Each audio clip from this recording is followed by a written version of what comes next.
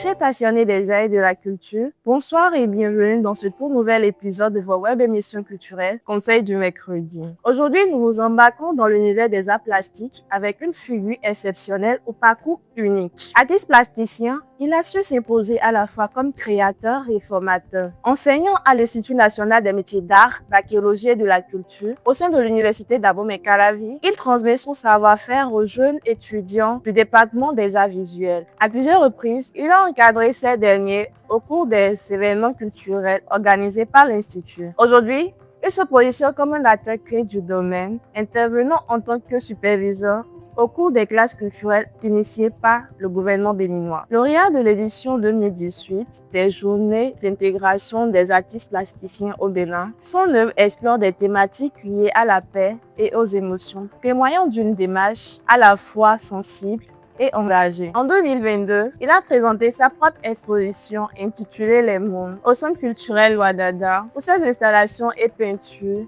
ont suscité de l'attention par leur profondeur et puissance visuelle. Plus tard, en octobre 2025, une exposition réalisée au sein de la résidence de l'ambassadeur de l'Union européenne révèle encore une fois de plus le talent de cet artiste. Sans plus tarder, mesdames et messieurs, recevons Monsieur Vekis Ahoy-Mechi.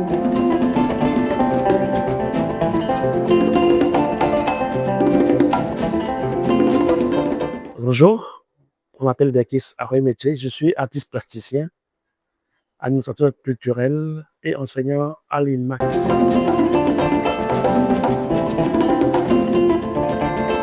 Alors, les arts plastiques, je peux déjà dire que c'est un domaine où il faut sérieusement se cultiver. Alors, se cultiver implique, n'est-ce pas, se retrouver dans des configurations où on s'inspire d'abord de ce qui existe, de l'existant. D'accord? Parce que sur la scène, il y a des aînés qui ont déjà fait un travail, les travaux déjà existants.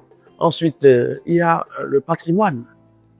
Surtout, moi, je tire mon essence surtout du patrimoine immatériel, patrimoine culturel de mon pays, le Bénin, de ma terre natale, Abomey, et surtout de l'Afrique.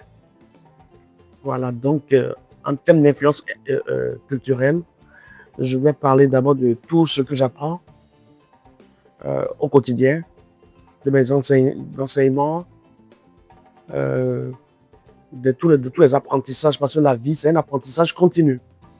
Et être plasticien, c'est être carrément à l'école de la vie et être ouvert sur les réalités socio-culturelles, tout ce qui influence quand même sur l'environnement, le micro-environnement et le macro-environnement. Je vais parler de l'actualité même dans le monde.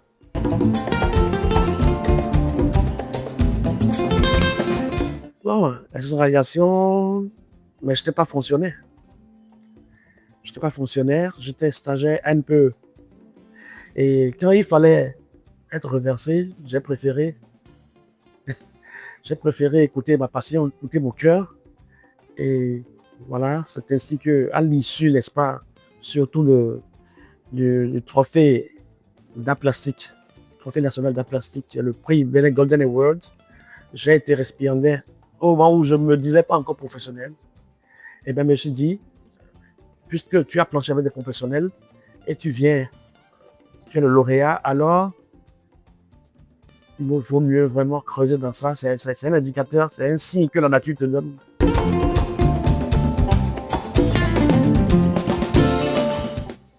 Aussitôt que j'ai pu avoir conscience du monde qui m'entoure, j'ai commencé à dessiner par terre.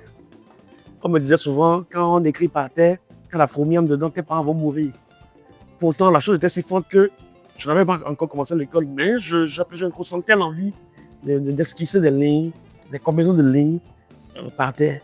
Et dès que je me retrouve avec un outil contondant, je ne sais pas trop, un outil graphique, quelques outils graphiques, je me mets à lézarder les murs, à cisailler les murs, la selle de la moto de mon papa, les divans à l'intérieur pour devenir support. Donc, après, avec l'école, j'ai commencé à me distinguer par ma maîtrise des lignes. Bon, une forme de maîtrise des lignes. Cette aptitude, n'est-ce pas, à faire des dessins évocateurs. D'accord? En agençant des lignes, j'ai commencé à réagir peu à peu aux couleurs. Et au CM1, mon père m'a acheté mes premières aquarelles. Alors donc, avec du papier professionnel, du papier Canson, et j'ai commencé à m'intéresser à la peinture.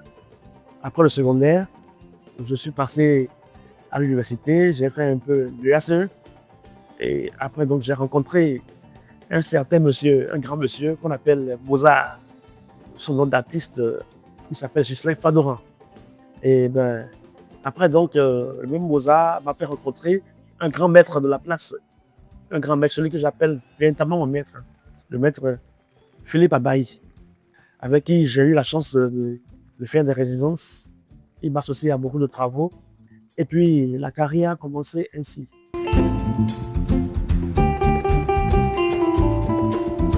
Et oui, ça c'est la grande question.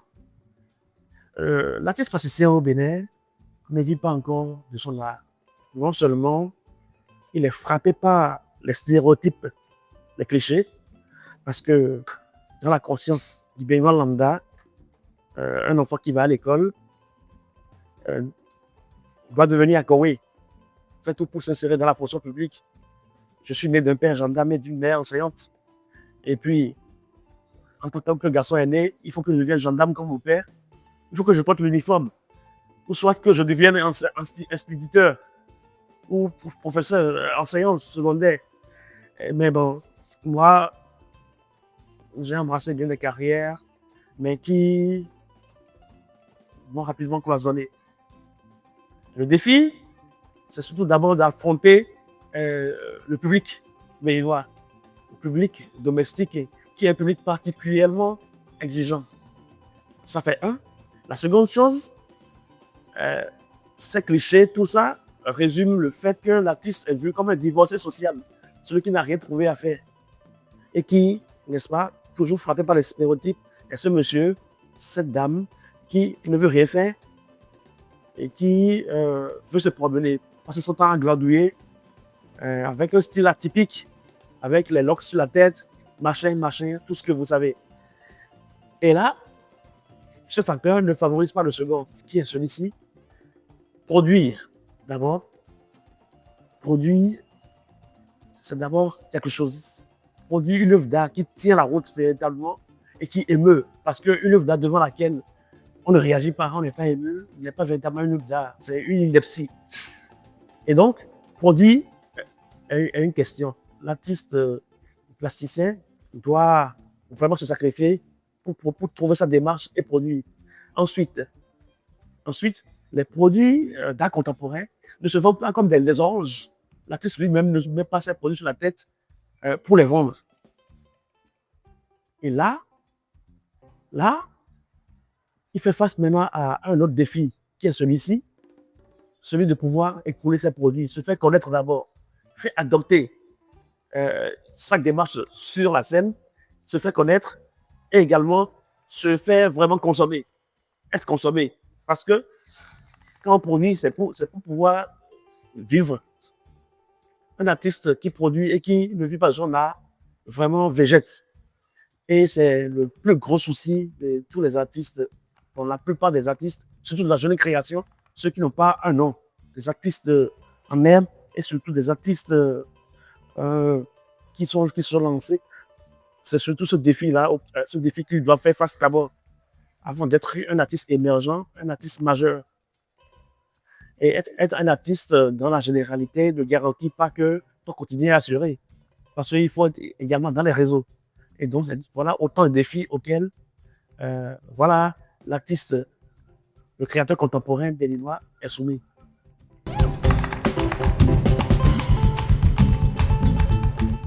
Alors, le marché domestique, un marché très complexe. Le Béninois lambda n'a pas cette culture de la chose contemporaine à la base. D'accord? Pour le Béninois, dès que tu deviens quelque chose, il faut économiser. D'accord? s'acheter une parcelle, construire sa maison. Et puis, pour la déco, on s'en fout. Les posters et autres peuvent faire déjà l'affaire. D'accord? Les almanachs et autres peuvent faire l'affaire. Ou bien les trucs, les créations d'artisanat ou c'est des pièces standards peuvent déjà faire l'affaire pour quelqu'un qui pense avoir du goût.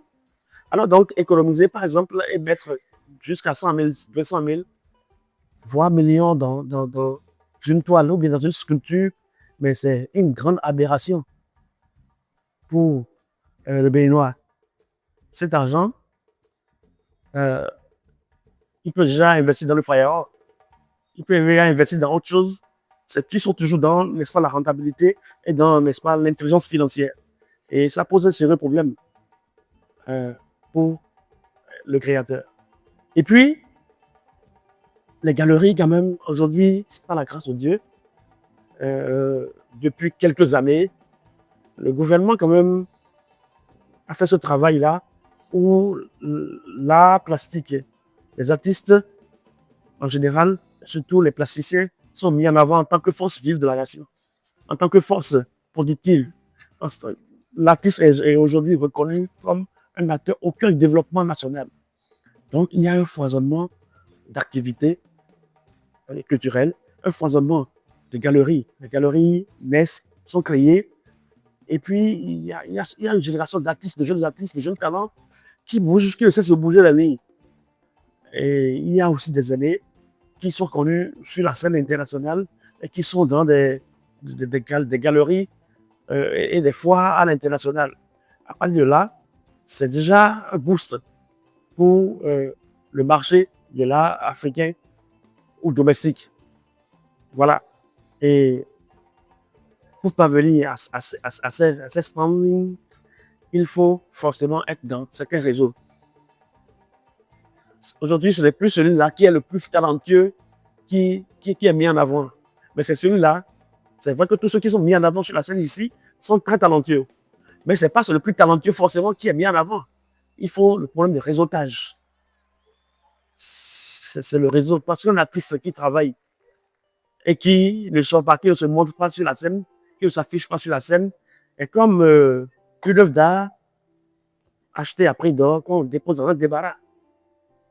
Ça ne servira à rien. Donc, il faut d'abord la diffusion. La diffusion. Et comme quand on parle de diffusion, c'est comment porter l'artiste, comment révéler l'artiste et comment l'imposer sur la scène, comment le lancer sur la scène et comment le vendre. C'est ça qu'on appelle la diffusion. Et cela passe forcément par les équipements culturels spécialisés dans ce sens, comme les galeries, les musées, la presse également, pourquoi pas, parce que il y a les journalistes culturels qui écrivent beaucoup, les historiens de l'art, les historiens critiques de l'art, vous voyez, et le destinataire final, c'est le consommateur. Et parmi les consommateurs, les consommateurs les plus huppés sont les collectionneurs qui ont les moyens et qui aiment la chose. D'accord? Là, nous avons un autre souci. Il faut savoir, n'est-ce pas, séparer le bon grain de l'ivraie. Quand je parle ainsi, c'est qu'il y a les consommateurs absolus. D'accord? Parmi eux, il y a les collectionneurs et ceux qui connaissent l'art et qui ont une addiction pour ça. Ils ne sont pas nombreux. Sur la scène, ils ne sont pas nombreux. Mais il y a les profanes, consommateurs relatifs. Quand ils voient ça lui plaît, ils achètent. Mais ce n'est pas qu'il achètera à chaque fois. Il n'est pas forcément... il n'a pas une addiction de la chose. Parfois, il achète et dépose. Et la plus grande masse, c'est surtout les consommateurs non absolus. Eux ne veulent rien savoir de ça. Leur argent n'est pas à gaspiller. Vous voyez un peu comment fonctionne le marché. Le mécanisme de diffusion, c'est surtout les institutions, d'accord, spécialisées. On va parler des galeries. Mais il faut aussi également que l'artiste qui produit son œuvre ne soit pas celui-là qui fait encore son propre marketing. C'est pourquoi l'artiste doit avoir un manager. Un manager qui prend les contacts. D'accord? Qui crée son réseau, qui le met en contact dans les réseaux et qui le met en avant. Ça passe forcément par les expositions. les expositions, surtout collectives avec des artistes de certaines standings pour se faire connaître, et après les expositions individuelles, hein, pour faire vraiment son chemin.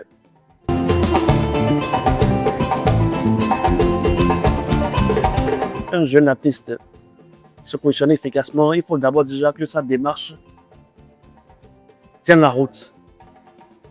Parce que c'est le travail, rien que le travail pour commencer. Ensuite, il faut qu'il visite beaucoup les expositions pour voir ce qui se passe et comment la scène fonctionne. Quel est le style, quels sont les styles qui marchent. Est-ce que mon style est en phase? Maintenant, il faut après qu'il soit lui-même avant-gardiste.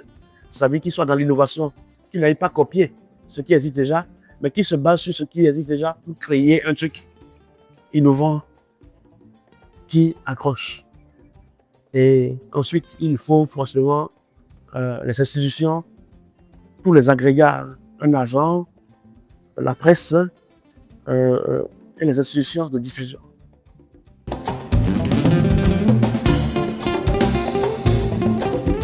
Ce qui me vient tout de suite à l'esprit, c'est d'y croire. Si tu n'y crois pas, ne viens pas. Il faut d'abord la foi. Sans la foi, tout ce que tu toucheras ne fonctionnera pas. Même quand tu pries et que tu n'as pas la foi, ta prière ne marche pas. Donc, il faut d'abord qu'il y croit. Ils disent oui, je vais devenir milliardaire, je vais émerger par l'art. S'il n'y croit pas, quel que soit le talent qu'il a, c'est chose vaine. Parce qu'il faut quand même que lui nous déclenche les énergies. Par sa foi. Voilà. Parce que notre travail, c'est surtout, avant tout, spirituel, avant d'être physique. Fais bien ce que tu fais, car comme on le dit, ce que tu fais, te fait. Mesdames et messieurs, sur ces mots, nous refermons cet épisode du Conseil du mercredi. Merci d'avoir accordé ces quelques minutes de votre temps pour ce voyage qui, nous l'espérons, vous a édifié. Nous espérons également que la vision de M. Veklis aidera la jeunesse à mieux s'orienter dans ses choix et démarches créatives. Demeurez vrai et surtout, demeurez unique. Conseil du mercredi, c'est pour vous.